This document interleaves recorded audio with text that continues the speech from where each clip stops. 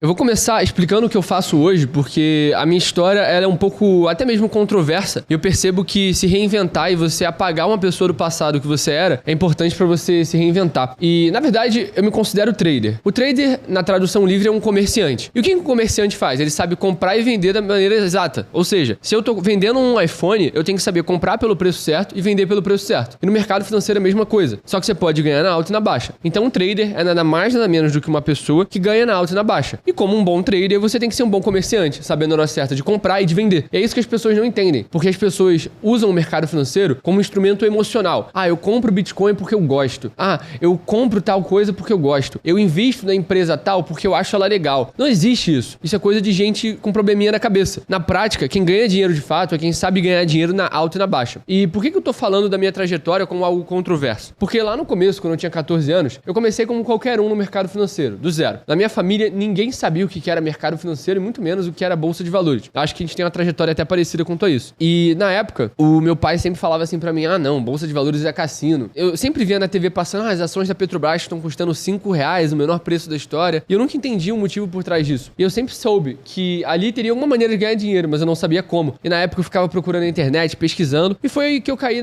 naquela dos maiores influenciadores da época, que falavam pra investir por longo prazo. E provavelmente você já viu algum anúncio falando assim, você tá vendo aqui R$10? Isso é suficiente pra você investir. E nessa época eu caí nessa trajetória e eu tinha R$400 mais ou menos, eu comecei a investir na bolsa. E, na verdade, esses caras que te vendem a ideia de investir com só R$10 são os maiores estelionatários da história da internet. Porque, primeiro que eles não começaram a investir com R$10 e nem enriqueceram com R$10 na bolsa. E o que ninguém entende é que essa porra de viver de dividendo é você colocar lá R$100 pra receber 30 centavos todo mês, postar o print lá no Instagram, grão em grão a galinha enche o papo. Aí você vai lá e fica ganhando migalha, migalha, migalha, e quando vê tu ficou vários anos sem ganhar porra nenhuma. Pra que faz sentido investir na bolsa? Pro cara que tem 200 milhões de patrimônio, ele vai botar uma parte na empresa dele, uma parte em fazenda, outra parte em gado, outra parte ele vai lá e bota na bolsa, que ele não tem mais onde enfiar o dinheiro. E mesmo assim, eu diria pra ele não colocar na bolsa, muito menos na brasileira. Então, eu acho que essa ideia do Vinícius de 14 anos surge de achar que investir por longo prazo vai enriquecer ele. E foi ali que eu comecei a estudar muito sobre mercado financeiro. Então, eu sentava todo santo dia, acordava 4h30 da manhã, tomava um banho gelado, era sempre assim, sem férias, era todo dia durante 2 anos. Acordava 4h30 da manhã, tomava um banho gelado, sentava na cadeira e estudava até a hora de dormir. Não tinha,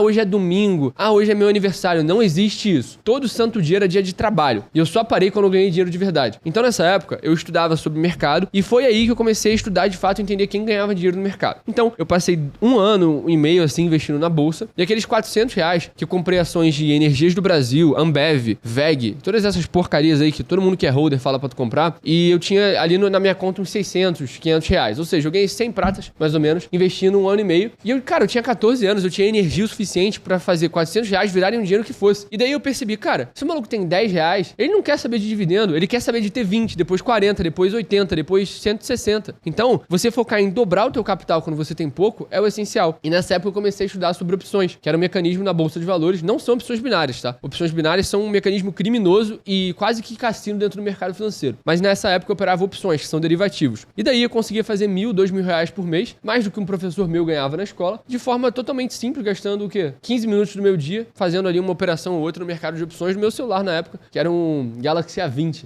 que eu sempre comprava aquele celular de R$800 da Americanas. Aí o pessoal pega uma foto antiga minha com iPhone e fala assim, diz que era pobre, mas tinha iPhone. É justamente isso. O primeiro dinheiro que eu ganhei, eu comprei a porra no iPhone, porque eu era pobre. Pobre, tem R$700, vai comprar um celular. E é assim que funciona. Então, nessa época eu comecei a operar opções e eu sempre fui um bom aluno da escola. Diferente dessas histórias de sucesso, você repetiu tantas vezes. Eu nunca passei por esse sufoco. Só que foi justamente por isso que eu entendi que isso não mudaria em porra nenhuma na minha vida. Eu sempre tive, minha escola dava um papelzinho pros melhores 10 alunos. Eu até tenho isso em casa até hoje, que minha mãe sempre falou pra eu guardar, ficar lá na casa dos meus pais. É assim, parabéns, você é um dos 10 melhores da sua série. Eu tenho isso todos os anos do colégio. Só que eu percebi que essa porra não mudava nada na minha vida. Eu via meus primos mais velhos, tios, um monte de gente que sempre foi tido como um cara inteligente, não tendo um emprego, vivendo de Uber, entendeu? Com todo respeito a esses empregos mais subalternos. Só que eu não queria, não vi isso pra mim, eu não vislumbrava isso pra mim. Se fosse por um tempo ganhar R$1.000, R$2.000 por mês, beleza. Máximo respeito a quem trabalha e sustenta uma família com isso. Só que pra mim não serve. Se você acha que é maneiro, beleza, segue essa vida você. Mas eu nunca me submeti a um patrão ou o que é que seja pra ganhar um dinheiro. Então nessa época eu percebi que o mercado me daria liberdade, só que eu ainda não sabia o certo como. E foi aí que eu comecei a me afastar um pouco da escola. Foi na época da pandemia, mais ou menos. Nessa época eu me tranquei dentro de casa e comecei a focar no mercado financeiro. E eu lembro que nessa época mesmo eu tinha muito problema problema com burnout, ansiedade, depressão, porque, porra, era foda, cara. Eu acordava 4h30 da manhã e ficava o dia inteiro estudando. Aí, pô, tem até foto minha chorando dessa época, porque era realmente um momento muito difícil, porque eu não sabia de fato se ia dar certo, cara. Eu dormia todo santo dia com a dúvida se daria certo. E eu sempre falava assim, cara, tá todo mundo lá curtindo a vida, tá todo mundo lá na festinha, todo mundo lá bebendo, e eu tô aqui me fudendo com 15 anos de idade sem nem precisar pra isso. Mas eu tenho certeza que essa porra vai dar certo. Porque eu sempre soube que cedo ou tarde essa parada ia vingar. Mesmo não tendo certeza, eu acreditava. E eu acho que foi isso que me trouxe até aqui. Então nessa época eu já ganhava mais com meus professores, eu já tava numa galera mais odiada da escola, porque eu era totalmente diferente. O pessoal debochava, sabe quando o pessoal fica caçoando da sua cara? Ah, ó o investidor aí, ó o cara do dinheiro. Isso é o primeiro passo pra eles começarem a rir da tua cara. E hoje, todas essas pessoas que riam da minha cara, vêm me pedir diquinha, vêm me pedir emprego, vêm falar, ah, eu quero participar dessa sua comunidade que dizem que lucra todo santo dia. E sempre fazem essas piadinhas. Então, tudo começa na piadinha. Primeiro eles te zoam, depois eles dão um tapa nas tuas costas e falam que sempre acreditaram em você. Isso é muito verdade. E daí eu comecei a descobrir o mercado de criptomoedas na época. E eu sempre vi o pessoal falando, ah, eu compro Bitcoin a qualquer preço, vender meu terreno pra comprar Bitcoin e falar assim, cara, isso aí me soa muito idiota. Por exemplo, tu vai no supermercado. Se o tomate continuar subindo de preço, tu vai comprar o tomate? Não, você vai substituir o tomate por qualquer outra coisa. Mas o Bitcoin não. O Bitcoin tava em $20 mil,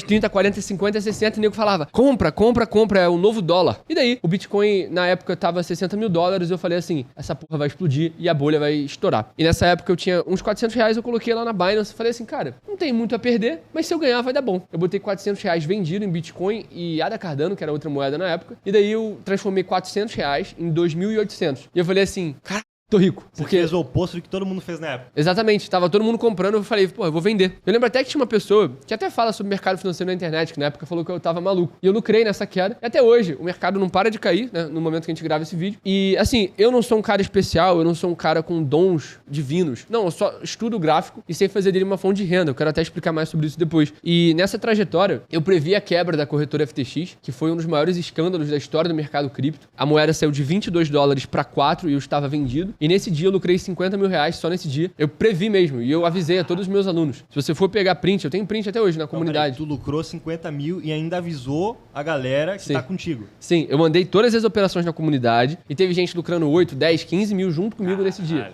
Eu previ a quebra da FTX. Aí, sempre chega um otário e fala assim, ah, previu nada. Quem previu foi o Michael Burry, que previu a crise de 2008 e fez sei lá quantos bilhões. Irmão, eu gerencio o risco. Eu não sou um cara que vai botar todas as fichas nas suas crenças. Porque eu tenho humildade suficiente pra saber que eu sou tão bom quanto o meu último erro. Não é porque ontem eu previ o crash da FTX que hoje eu vou prever um novo crash. Eu sempre tenho que estar atento às coisas novas. Então, eu lucrei R$18 mil com a FTX e mais uns tantos mil com as outras moedas, tanto que na época atingiu 50 mil de lucro. Então, essa foi uma trajetória aí da minha vida resumida em passos que marcaram a minha trajetória.